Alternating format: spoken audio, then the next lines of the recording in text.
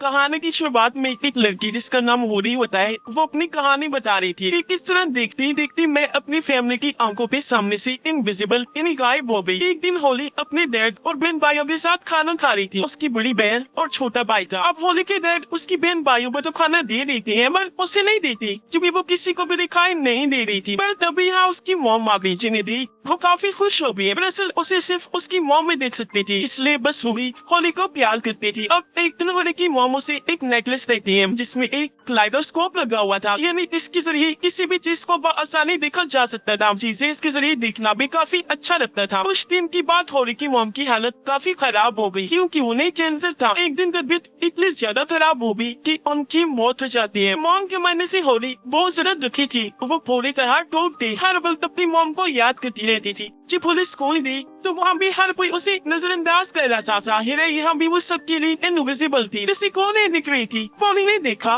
कि मेरी फैमिली मेरी कंपनी को किसी स्टोर रूम की तरह इस्तेमाल कर रही है। वहाँ उन्होंने फजूल सामान रखा हुआ था जो देखकर होली काफी टूट थी। उसे समझ नहीं आ रही थी कि इन हालात में क्या करूँ। होली का बाय ड्रेसर बेसमेंट में रहने लगा। उसे वीडियो आर्ट का काफी शौक था जिसमें वो माहिर भी था। इसका ही पूरा सेटअप उसने वहाँ कर रखा था। होली की बहन ने भी शादी कर ली थी जो अपने हस्बैंड के साथ हंसी खुशी रह रही थी। गरीब बात उसकी डैड की, वो अभी भी एक इंश्योरेंस कंपनी में जॉब किया करती थी। अब ये सारी फैमिली आज भी साथ ही रह रही थी जिन्हें देखकर हालांकि होली खुश तो होती है लेकिन इस बात से भी वो उदास थी कि इन लोगों में मैं नहीं हूँ। अब ऐसे ही घूमते भागते हुए एक दिन उसे एक बिल्डिंग में घर मिल जाता है जहाँ वो रहना शुरू कर देती है और वो अपने इनविजिबल होने का फायदा उठाकर जासूस का काम करने लगी। जैसे कि सेलिब्रिटी और एक्ट्रेस वगैरह अगर किसी के साथ ताल्लुक में होते तो ये उनकी तस्वीर बनाकर एक न्यूज रिपोर्टर को सेंड कर दिया करती थी, जिसके बाद वो होली को पैसे भिजवा दिया करता था। इनविजिबल होने की वजह से होली जहाँ चाहे जा सकती थी। शर्म, किसी को देखकर हिचकिचाना तो कोई उसके लिए कोई मायने नहीं रखती थी। जाहिर है कोई उसे इस हालत में देख नहीं सकता था, तो इसलिए वो इस बात की परवाह नहीं करती थी। अब हमेशा की तरह एक दिन जब वो एक सेलिब्रिटी का पीछा कर रही थी उसके खिलाफ सबूत इकट्ठा करने के लिए, तभी एक बाउंसर जिसका नाम शेन होता है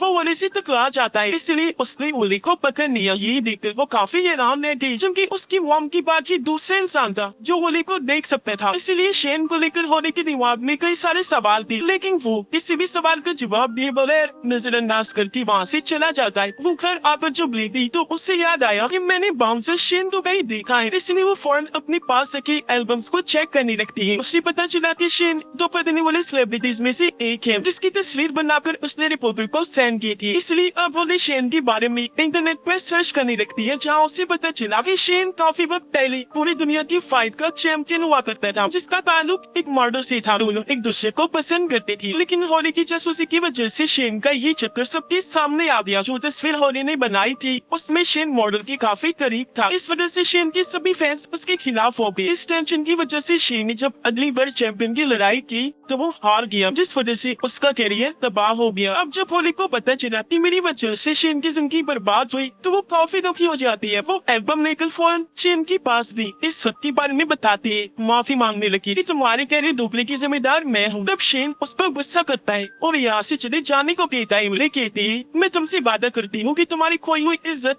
और शोहरत वापस ला कर रहूंगी। शेन को उसकी बातों पर यकीन नहीं होता, इसलिए वो यहाँ से जाने लगा। हाले उसे मनाने लगती है कि प्लीज मुझे एक मौका दो ताकि मैं अपनी काबिलियत को साबित कर सकूं। पर वो उसे नजरअंदाज करके अपने मैनेजर के पास आ गया और आने वाली फाइट के बारे में बात करने लगता है। होली भी उसके पीछे पीछे अंदर आ गई थी जो अब मैनेजर के साथ में बैठकर उसकी मैसेजेस पढ़ने लगती है। ये देखकर शेन को काफी हैरत हुई। उसे समझ नहीं आती कि आखिर वो मेरे मैनेजर को नजर क्यों नहीं आ रही और मेरे साथ ये सब क्या हो रहा है, तो मुझे नजर क्यों आ रही है। अब मैनेजर मोबाइल पर देखकर उसे फाइट के बाद मिलने वाले पैसों के बारे में बताता है जो देखकर फौरन होली बोल पड़ी। वो शेन को बताती है कि मैनेजर झूठ बोल रहा है, ये फाइट के बाद मिलने वाले पैसे तुम्हें कम बता रहा है। जो कहकर वो शेन को असली रकम बताती है। मैनेजर की हेल्थ के बारे में शेन उसे बता भी देता है। इस पर मैनेजर को हैरत भी हुई और शर्मिंदगी भी, उसे मजबूरन ये डील करनी पड़ती है।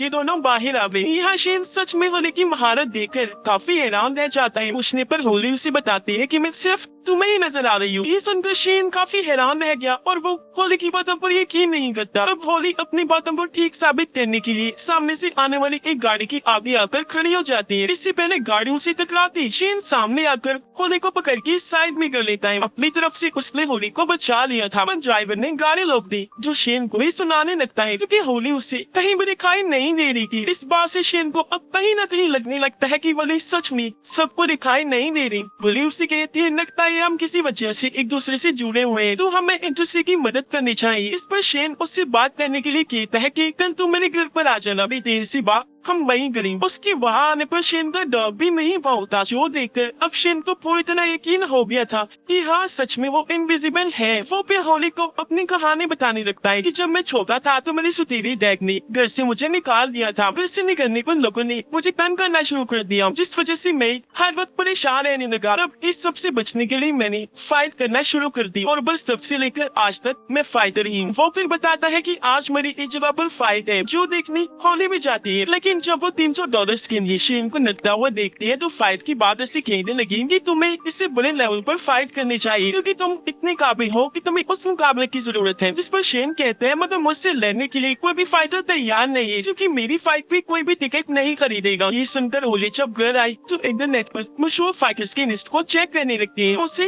एक ऐसे फाइटर के बारे में पता चला जिस पर नशे की दवाई लेने का इंतजाम था। ये देखकर होली इंटरनेट से नशे की इस दवाई की तस्वीर लेकर उस फाइटर को सेंड करती है। ब्लैकमेल करने लगी कि अगर तुमने शेन से फाइट ना की तो मैं इस बारे में सबको बता दूंगी। जिसके बाद वो शेन के पास आ गई। थोड़ी ही देर में शेन के पास उसकी मैनेजर की कॉल आई जो उसे बताता है कि वो फाइटर तुम्हारे साथ फाइट करने के लिए मान गया है, जो नशे वाली दवाई के इंतजाम में था, जिसने पहले शेन से फाइट करने से मना कर दिया था। पर अब होली की ब्लैकमेलिंग का उस पर असर हो गया तो वो मान गया था। अभी काफी बड़ी खुशखबरी थी जिससे शेन काफी हैरान भी था, साथ ही खुश भी। और अब कुछ दिन की बात होने वाली शेन की इस फाइट का चर्चा हर जगह होने लगता है, जिस वजह से वो भी काफी जोश और दम से फाइट की तैयारी करने लगता है। और अब आखिरकार वो दिन आ ही गया जब इनकी फाइट थी। रिंग में आकर दोनों लड़ने लगे, बुरी तरह एक दूसरे को पीट रही थी। होली भी ये फाइट पास से देखना चाहती थी, लेकिन उसे भीड़ भाड़ में जाना पसंद नहीं था, इसलिए वो शेन की घर बैठकर फाइट देख रही थी। आखिरकार शेन इस फाइट को जीतकर सबको हैरान कर देता है। जीतने के बाद जब वो घर आया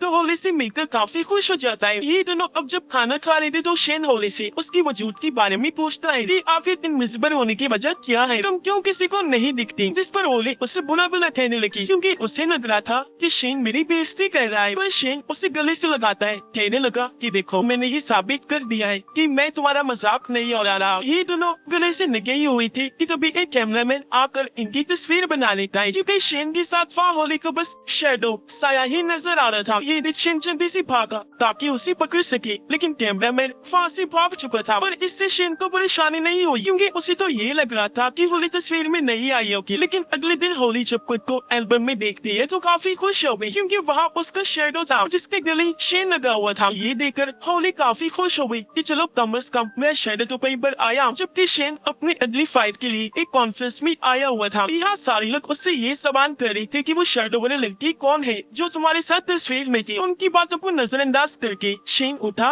वहाँ से चला जाता है। अब होली एक और बाउंसर का पीछा करते हुए उसकी गाड़ी में आ गई। वो उसके सामने ही थी पर दिख नहीं रही थी। वो बाउंसर को तस्वीर सेंड करके ब्लैकमेल करती है, तुम शेन से साइड करो वरना तुमने जिस लड़की के साथ कल रात गुजारी है उसके बारे में मैं सबको बता दूँ। और हाँ, तुम्हें ये फाइट हारनी होगी। ये देखकर बाउंसर को गुस्सा नहीं आया बल्कि वो हंसने लगा, इस शर्त के लिए मान जाता है। रात को उन्हें जब शेन के साथ थी तो तभी यहाँ उसकी दोस्त इन्हीं मॉडल की कॉल आई जिसके साथ ही शेन की बदनामी हुई थी। वो उसकी आने वाली फाइट के लिए हौसला अफजाई करती है, साथ ही पिछले फाइट जीतने पर मुबारकबाद भी देती है। अब जब होली को ये पता चला कि शेन की दोस्त मॉडल किस उसकी जिंदगी में आ रही है तो होली काफी उदास हो गई क्योंकि कहीं न कहीं वो शेन को पसंद करने लगी थी। जिसके बाद फाइट का दिन आ गया जहाँ शेन आसानी से बाउंसर को हरा देता है। और अब होली शेन की फाइट की अफवाह एक काफी बड़ी फाइटर की साथ उड़ाती है। उस फाइटर का नाम अटीला था। ये खबर मिलते ही अटीला का मैनेजर उसे इस बारे में बताता है, जिस पर अटीला शेन के साथ लड़ने से साफ साफ मना कर देता है। मौका पाकर होली अटीला की घर घुसती थी। वो हर जगह उसे ब्लैकमेल करने के लिए प्रेक्लूड होने लगती है, लेकिन उसे वहाँ ऐसा कुछ भी नहीं मिलता। अब होली को अपने घर वालों की याद आ रही थी। तो उन्हें देख रही वो अपने घर गई। उसे पता चला कि मेरी बहन माँ बनने वाली है, लेकिन किसी वजह से वही बात अपने हस्बैंड को बताना नहीं चाहती। अब होली जब शेन से मिलने बार में गई तो वहाँ उसे मॉडल के साथ बैठा हुआ पाती है। ये देखकर वो काफी दुखी हो गई, यहाँ से जाने लगती है। अब उसके पीछे पीछे शेन भी आया, कहता है देखो होली तो मेरी जरूरत हो, लेकिन वो मेरा माजी है, मेरा प्यार है, जिसके साथ रहना मेरी मजबूरी है, क्योंकि आज भी मैं उसे पसंद करता हूँ। जो सुनकर होली एकदम टूट गई, क्योंकि वो ये बात कभी बर्दाश्त नहीं कर सकती थी। इसलिए शेन को अकेला छोड़कर वापस अपने घर आ जाती है। जहाँ खबरों में भी शेन और उस मॉडल के बारे में ही बताया जा रहा था, जो देखकर वो और दुखी हो गई। शेन से अलग होने की बात अब होली आहिस्ता आहिस्ता नशे पर लग गई थी। जहाँ एक दिन उसे मिलने शेन आता है, वो उसे गले से लगा देती है, पर शेन उसे ऐसा करने से मना करता है। रहने लगा होली तुम्हें अपनी इस हालत के बारे में समझना चाहिए कि तुम ऐसे इनविजिबल क्यों हो, और फिर उस वजह को ठीक करना। जो कहकर वो यहाँ से चला गया। उसकी जाते ही होली गुस्से से पागल हो गई, कंट्रोल से बाहर हो जाती है। उन्हें घर का सामान तोड़कर इधर उधर बखेरने लगती है, जिसने उसकी मॉम को दिया हुआ क्लाइडोस्कोप वाला नेकलेस पर टूटकर गिर जाता है। अगली सुबह जब होली सोकर उठी तो वो काफी हैरान रह जाती है, क्योंकि अब तो वो खुद को शीशे में भी नहीं देख पा रही थी। ये बताने के लिए वो जब शेन के पास दी तो अब वो उसे भी दिखाई नहीं दे रही थी, जिस वजह से वो काफी चौंक गई। पूरे शहर में घूमने लगती है, क्योंकि उसे कुछ समझ नहीं आ रही थी कि मैंने करना क्या है। उधर मॉडल शेन की ट्रेनिंग देखकर काफी खुश हो जाती है। कहने लगी कि मुझे लगता है तुम इस बार अकेला से भी जीत जाओगी, क्योंकि हारने वाले लोगों से मैं ताल्लुक नहीं रखती। ये सुनकर शेन को अजीब लगा। वो कहता है कि अब मैं हार गया तो क्या तुम मुझे छोड़ दोगी? वो बातों पर टालने लगती है। अरे नहीं नहीं, मैं तो बस मजाक कर रही थी। पर क्योंकि शेन को उस पर शक हो रहा था, इसलिए वो यहाँ से चला चाहता है। मतलब वो ये फैसला करती है कि इससे पहले मैं हमेशा के लिए इनविजिबल हो जाऊँ, मेरा वजूद खत्म हो जाए, मैं आखिरी बार अपनी फैमिली से मिल आती हूँ। वो जब अपने घर गई तो पता चला कि उसकी बहन ने अभी तक अपने हस्बैंड को इस बारे में नहीं बताया कि मैं माँ बनने वाली हूँ। ये देखकर होली समझदारी से उसकी किट को अपनी बहन के हस्बैंड के सामने ले आती है, इससे वो भी जान गया कि वो माँ बनने वाली है। उससे बहुत खुशी हुई, वो उसे गले से लगा देता है। अब जब होली अपने भाई के पास गई तो उसने देखा कि कैमरा में मेरा भाई एक लड़की को देख रहा है, क्योंकि वो उसे पसंद करता था, पर अभी तक इस बारे में उसे नहीं बताया। ये देखकर होली जानबूझकर उस लड़की को नीचे गिरा देती है ताकि मेरा भाई उसे बात कर सके। ऐसा वो तभी है, दोनों बातें करने लगी। इस तरह उनकी दोस्ती हो जाती है और वो अपने डैड के पास गई, जो दुखी नजर आ रही थी। उनकी आंखों में आंसू थी। होली देखती है कि लैपटॉप में डैड मॉम की तस्वीर देखकर उदास है, यानी वो उन्हें आज भी याद करते हैं। उसने फिर जब देखा कि डैड मॉम भी कब्र पर जा रहे हैं तो वो भी उनके साथ साथ चली जाती है। वो फिर अपने डैड से माफी मांगकर शेन की फाइट देखने के लिए निकल जाती है, जबकि शेन फाइट में अटीला से काफी मार खाता है। ये देखकर होली को बुरा लगा, इसलिए वो शेन की हौसला अफजाई करने के लिए रिंग में ही चली जाती है। वो शेन के हाथ पर अपना हाथ रखकर कहती है कि तुम घबराओ नहीं, मैं तुम्हारे लिए यहाँ पर मौजूद हूँ। अब पहले पहले तो होली शेन को नजर नहीं आती, लेकिन कुछ ही देर में वो शेन के साथ साथ सबको दिखने लगती है। पर इस बात से वो खुद अनजान थी, जल्दी से रिंग से बाहर लेना चाहती है, लेकिन वहाँ से शेन को सपोर्ट कर सकी। तभी गार्ड उसके पास आ गया, और क्योंकि वो बिना टिकट के अंदर आई थी, इसलिए वो उसका बाजू पकड़ लेता है ताकि उसे बाहर निकाल सके। ये देखकर होली काफी चौंक गई कि ये मुझे देख पा रहा है, इसलिए मुझे हाथ भी लगाया। और अब शेन कुछ ही पॉइंट्स की कम होने की वजह से अकेला से फाइट हार जाता है। मैच खत्म होने के बाद मॉडल उसके पास आकर शेन को हमदर्दी दिखाती है, पर वो उसे कोई बात की बगैर वो उसे चला दिया, क्योंकि अब वो होली को पसंद करने लगा था। इसलिए वो भागकर होली के पास गया, जहाँ गार्ड से निकाल रही थी। शेन उनसे कहता है कि रुक जाओ, ये मेरे साथ है, और वो होली को गले से लगा देता है। दोनों फिर से गले से लग गए। इसकी कुछ दिनों की बात होली अपने डैड के सामने गई, जहाँ वो अचानक उसे देखकर हैरान होती, साथ ही बहुत खुश भी हो जाती है और अपनी बेटी को गले से लगा देती है। और इसी के साथ इस फिल्म की कहानी भी नए पर कट जाती है।